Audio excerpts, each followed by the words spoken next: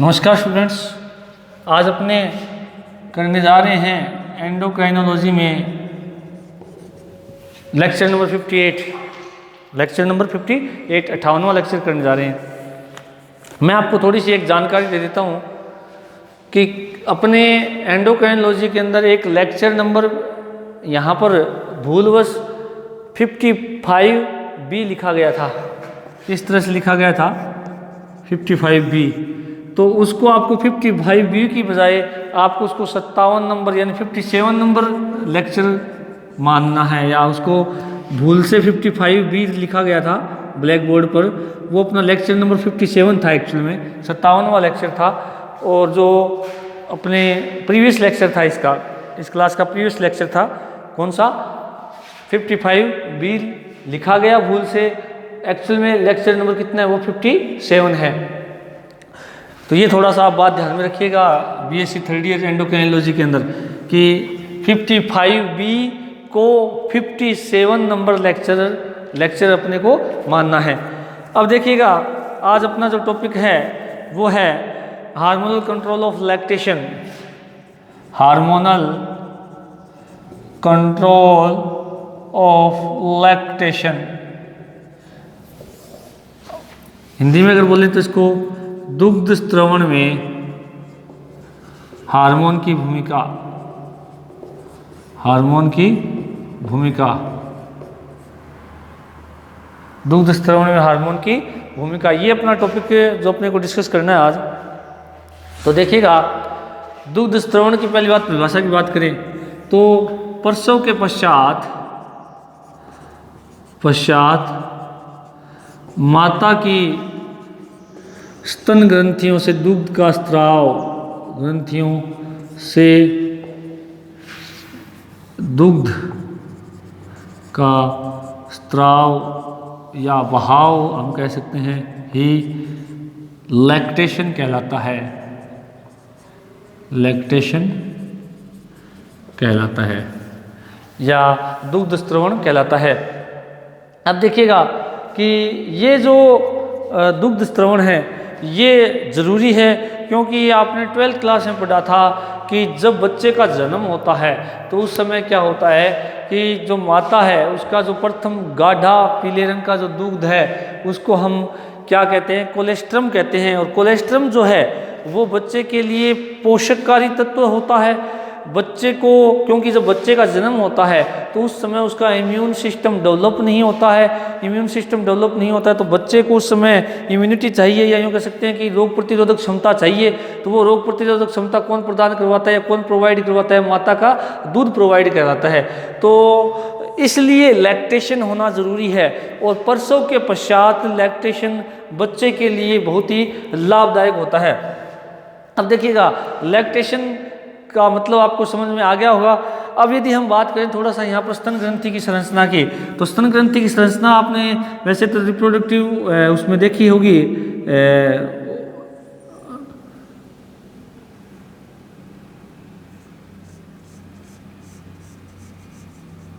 इस तरह से संरचना होती है।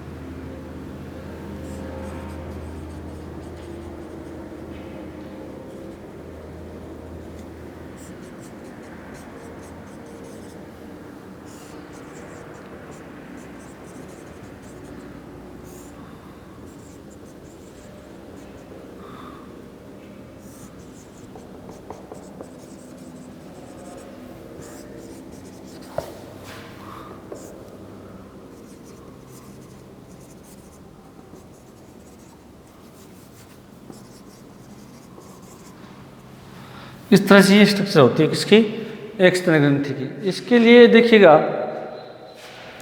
कि सबसे पहली बात तो स्तन ग्रंथि के अंदर दो चीज़ पाई जाती है, एल्वोली दिख रही है आपको ये रचनाएं, और एल्वोली के अंदर क्या होती है, छोटी छोटी मिल्क ग्लैंड्स होती हैं। मिल्क ग्लैंड जो कि स्वीट ग्लैंड यानी श्वेत ग्रंथियों का क्या होती है, रूपांतरण होती है। अब देखिएगा कि ये जो एरिया है पूरा, इसको कहा जाता है एल्वोली, कुपिकाएं कहा जाता है। पूरी की पूरी क्या कहलाती है, कुपिकाएं। और प्रत्येक कुपिका से क्या निकलती है, एक मिल्क डक्ट निकलती है, दुग्ध वाहिनी निकलती है जो अपने को दिख रही है। तो जो ये मिल्क ग्लैंड है ये इस गुच्छे के रूप में पाए जाते हैं, उस गुच्छे का क्या कहते हैं, एल्वोली या कुपिका कहते हैं। और प्रत्येक एल्वोली से क्या निकलती है, एक मिल्क ग्लैंड मिल्क डक्ट निकलती है। मिल्क डक्ट जो है वो कहाँ खुलती है, यानी बहुत सारी एल्वोली होती हैं और बहुत सारी मिल्क ग्लैंड होती है, यानी एक एल्वोली के अंदर बहुत सारी मिल्क ग्लैंड होती है और एक एल्वोली से एक क्या निकलती है, मिल्क डक्ट निकलती है। इस तरह से एल्वोली की संख्या बहुत सारी होती है किसके अंदर, एक स्तन ग्रंथि के अंदर। अब क्या होता है कि प्रत्येक एल्वोली से निकलने वाली जो मिल्क डक्ट है वो अंत में जाकर के एक जिस एरिया में खुलती है ब्रेस्ट के, उस एरिया को हम कहते हैं निपल। क्या कहा जाता है, निपल। और निपल के चारों ओर का क्षेत्र जो गहरा पिगमेंटेड होता है उसको कहा जाता है क्या, एरियोला मम्मी। क्या कहा जाता है, एरियोला मम्मी। तो एरियोला मम्मी जो क्षेत्र होता है, ये जो क्षेत्र है ये गहरा वर्णकित होता है। उसके अलावा स्तन ग्रंथियों का जो उभरने का कारण है फीमेल्स के अंदर, वो क्या है, फैट डिपोजिशन होना है। क्या है, फैट डिपोजिशन, जो कि आपको पता है सेकेंडरी सेक्सुअल कैरेक्टर का क्या होता है, हिस्सा होता है। उसके बाद में मसल्स पाई जाती हैं, क्योंकि मसल्स के अंदर कॉन्ट्रैक्शन जब होता है तो ये कॉन्ट्रैक्शन के कारण ही दुग्ध का क्या होता है, स्त्रवण होता है। ये तो एक जनरल स्ट्रक्चर किसकी, ब्रेस्ट ग्लैंड की या ब्रेस्ट की। अब देखिएगा कि हम बात करें कि दुग्ध का स्त्रवण होता कैसे है, कि जो मिल्क ग्लैंड है ये मिल्क का स्त्राव करती है, क्योंकि ये रूपांतरित स्वेट ग्लैंड यानी श्वेत ग्रंथियाँ होती हैं। ये क्या करती है, मिल्क का सक्रेशन करती है। मिल्क फिर कुपिकाओं में इकट्ठा होते हुए मिल्क डक्ट में आता है, मिल्क डक्ट से इन निप्पल क्षेत्र में आता है। निप्पल क्षेत्र में बहुत सूक्ष्म छिद्र होते हैं, उन छिद्रों से होकर के दुग्ध जो है बच्चे के मुंह के अंदर जाता है। और दूध जो बच्चे के मुंह में जाता है तो ये इसमें क्या होता है कि जब बच्चा इस एरियोला मेमी क्षेत्र को, निप्पल क्षेत्र के जब मुंह लगाता है तो यहाँ पर संवेदी तंत्रिकाएं होती हैं, वे संवेदनाओं को कहाँ लेके जाती है, हाइपोथैलेमस के पास। हाइपोथैलेमस जब एक्टिवेट हो जाती है तो हाइपोथैलेमस के द्वारा क्या होता है कि अपने ये प्रोलैक्टिन हार्मोन है, इसका क्या किया जाता है, यूँ कह सकते हैं कि प्रोलैक्टिन इनहिबिटर प्रोलैक्टिन, यानी कि ये कह सकते हैं कि हाइपोथैलेमस जो है वो क्या करती है कि एडिनो हाइपोफाइसिस को प्रोलैक्टिन निर्माण के लिए प्रेरित करती है। यानी कि जैसे ही बच्चा इस निप्पल एरिया में मुंह लगाता है तो सूचना हाइपोथैलेमस के पास गई, हाइपोथैलेमस सक्रिय हो जाती है। होने के बाद में क्या होती है कि हाइपोथैलेमस के द्वारा प्रोलैक्टिन रिलीजिंग फैक्टर स्रावित होता है। प्रोलैक्टिन रिलीजिंग फैक्टर क्या है कि एडिनो हाइपोफाइसिस के पास आता है। एडिनो हाइपोफाइसिस क्या करती है कि प्रोलैक्टिन का स्राव करती है, और प्रोलैक्टिन का स्राव जैसे ही होता है तो ये जो अपनी मिल्क ग्लैंड होती है ब्रेस्ट की, ये मिल्क ग्लैंड मिल्क का स्राव करती है और निर्माण करती है। क्या करती है, मिल्क का निर्माण करती है। पहली घटना तो ये होती है। दूसरी घटना क्या होती है कि इसी दौरान ऑक्सीटोसिन भी बनता है। ऑक्सीटोसिन क्या करता है कि इन मसल्स के अंदर कॉन्ट्रैक्शन उत्पन्न कर देता है, जिसके द्वारा क्या होता है कि जो मिल्क यहाँ बना हुआ था वो एल्वोली से होता हुआ मिल्क डक्ट में, मिल्क डक्ट से होता हुआ इस निप्पल से होते हुए बच्चे के मुंह में चला जाता है। तो ये पूरा प्रोसीजर रहता है। तो कहने का मतलब मिल्क का या फॉर्मेशन होकर के मिल्क डक्ट की सहायता से, निप्पल की सहायता से बच्चे के मुंह के अंदर जाने वाला ये प्रोसेस होता है। अब देखिएगा कि दुग्ध स्त्रवण में भी हार्मोन की बहुत बड़ी भूमिका होती है। इसके अंदर मैं बताता हूँ आपको एस्ट्रोजन हार्मोन, प्रोजेस्टेरोन हार्मोन, उसके अलावा अपना HCS हार्मोन जो कि इसके द्वारा प्लेसेंटा के द्वारा स्रावित होता है। उसके अलावा ग्लूकोकोर्टिकोइड हार्मोन, वृद्धि हार्मोन और प्रोलैक्टिन और ऑक्सीटोसिन, ये सारे हार्मोन मिलकर के क्या करते हैं कि दुग्ध निर्माण के लिए, दुग्ध स्त्रवण के लिए क्या करते हैं, स्तन ग्रंथियों को प्रेरित करते हैं। तो अपने यदि अब इसके अंदर बात करें, जनरल स्ट्रक्चर आपको समझ में आ गई होगी ब्रेस्ट की कि किस तरह से मिल्क फॉर्मेशन होता है।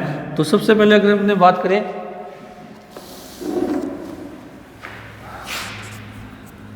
दुग्ध ग्रंथियां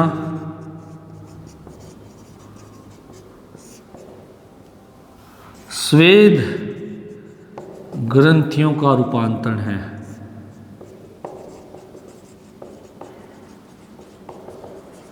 किसका रूपांतरण है? स्वेद ग्रंथि यानी स्वीट ग्लैंड्स का क्या होती है? रूपांतरण होती है। अगला देखो, स्तन ग्रंथियों के विकास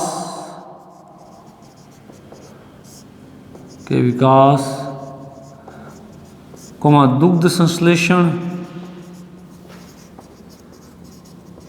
व दुग्ध स्त्रावण के लिए हार्मोन की भूमिका होती है।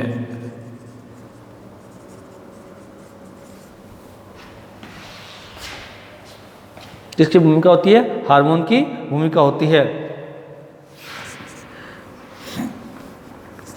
एस्ट्रोजन हार्मोन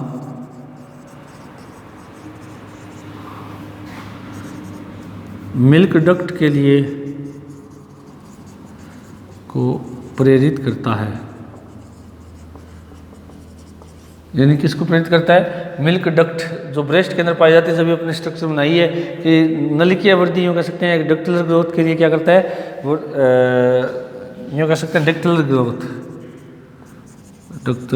ग्रोथ को प्रेरित करता है, जो कि स्तन ग्रंथियों के अंदर पाई जाती है। उसके अलावा प्रोजेस्टेरोन हार्मोन एल्वोली संख्या को बढ़ाता है, यानी कुप्पी की अवधि को बढ़ाता है। अब कुप्पी का मिल्क डक्ट क्या है ये मैंने आपको बता दी। कुप्पी की अवधि को बढ़ाता है।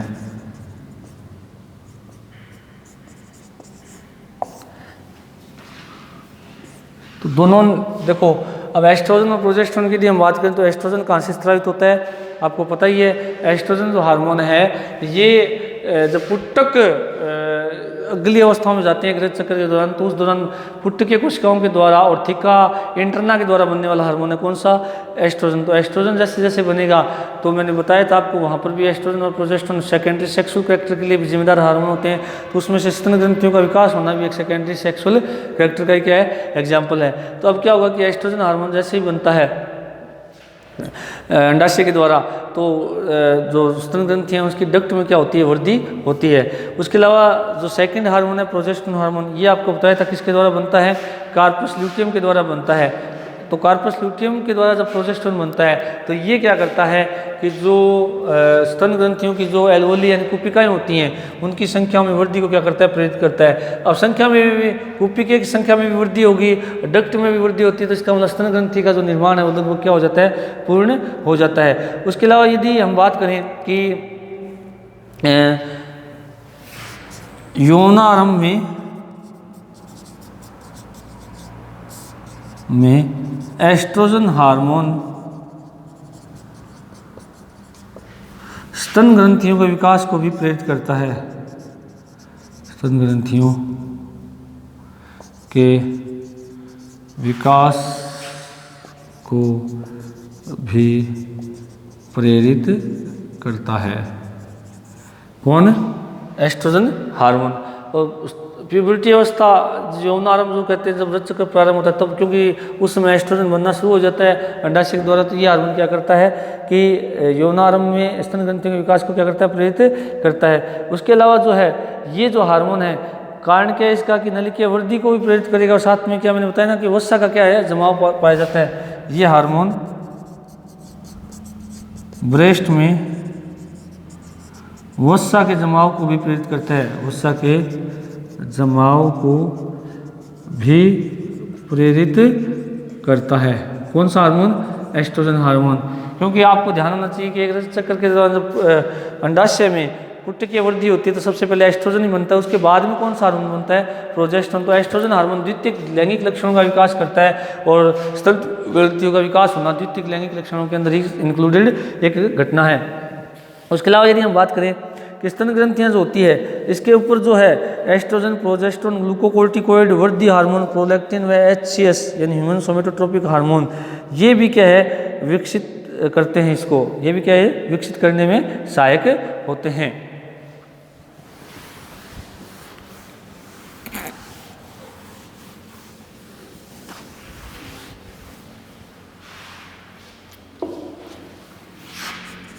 स्तन ग्रंथियों के विकास में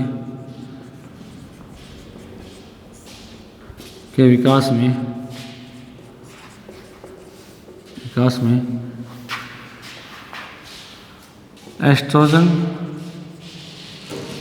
progesterone,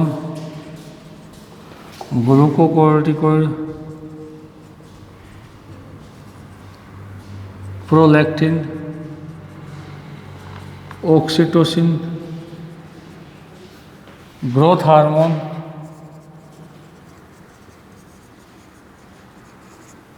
HCS, human chorionic somatotropic hormone placenta से स्रावित होता है का भी योगदान होता है।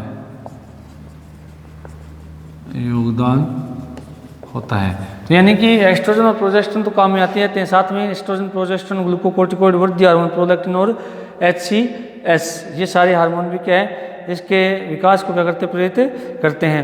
अब देखिएगा होता क्या है कि जैसे गर्भावस्था जब प्रारंभ होती है तो उस दौरान हमने बात की थी कि एस्ट्रोजन की सांद्रता गर्भावस्था से पहले तो होती है, तो स्तन ग्रंथियों का विकास तो हो जाता है, और जैसे जैसे अब गर्भावस्था प्रारंभ होती है, प्रारंभ होकर 9 महीने तक बनी रहती है महिलाओं के अंदर, तो उस दौरान प्रोजेस्टेरोन की सांद्रता हाई होती है, तो उससे क्या होता है कि स्तन ग्रंथियों के अंदर जो कुपिकाएं हैं उनकी संख्या में भी क्या हो जाती है वृद्धि हो जाती है, और कुपिकाओं की संख्या में अगर वृद्धि होगी तो मिल्क ग्लैंड है उनकी संख्या में भी क्या हो जाती है वृद्धि हो जाती है।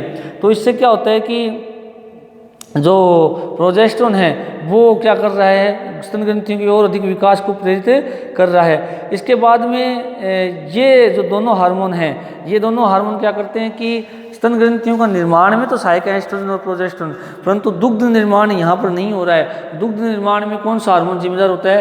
प्रोलैक्टिन जिम्मेदार होता है, जो कि एडिनो हाइपोफाइसिस के द्वारा स्रावित होता है।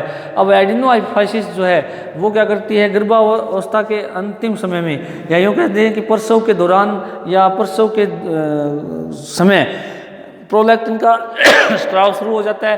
प्रोलैक्टिन क्या करता है दुग्ध निर्माण को प्रेरित करने वाला हार्मोन। देखिएगा कि एस्ट्रोजन और प्रोजेस्टेरोन स्तन ग्रंथियों के विकास को प्रेरित करते हैं, प्रोलैक्टिन दुग्ध निर्माण को प्रेरित करता है, और ऑक्सीटोसिन क्या करता है दुग्ध स्त्रवण को प्रेरित करता है। तो ये 4 अलग अलग क्या होती है घटनाएं होती है।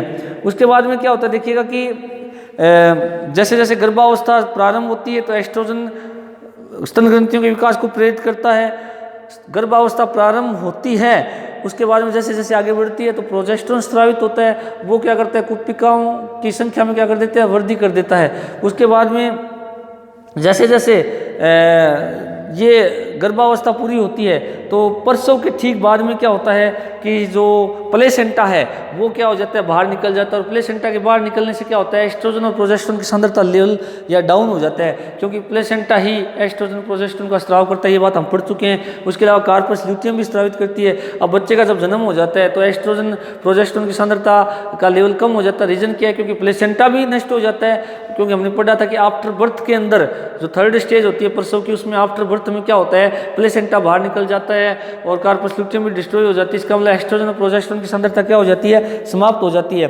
अब क्या होता है कि अगर ये दोनों हार्मोन समाप्त हो गए तो इसका मतलब वहाँ पर इनका स्थान कौन ले लेता है? प्रोलैक्टिन ले लेता है। तो प्रोलैक्टिन का कौन सा प्रभाव होता है? लैक्टोजेनिक प्रभाव होता है, जिससे क्या होता है कि आप देखिएगा स्तन प्रसव से ठीक पहले स्तन ग्रंथियों का विकास तो हो चुका होता है, परंतु अब उसके अंदर दुग्ध निर्माण की घटना शुरू होनी होती है। वो काम कौन कर रहा है? यहाँ पर प्रोलैक्टिन कर रहा है, और प्रोलैक्टिन का स्राव कौन करता है? अगर पीयूष ग्रंथि करती है। अब अगर पीयूष ग्रंथि जैसे प्रोलैक्टिन का स्राव करती है तो जिससे क्या होता है मिल्क जो है वो मतलब बनना शुरू हो जाता है, और उसी दौरान ऑक्सीटोसिन का भी स्राव होता है, जिससे क्या होता है कि दूध का स्त्रवण भी होता है। और दूध का स्त्रवण मैंने बता दिया आपको कि इसका सबसे बड़ा रीज़न क्या होता है उसका सबसे बड़ा रीज़न क्या है? ऑक्सीटोसिन होता है। दुग्ध के स्रवण में कौन सा हार्मोन जिम्मेदार होता है? ऑक्सीटोसिन हार्मोन क्या होता है जिम्मेदार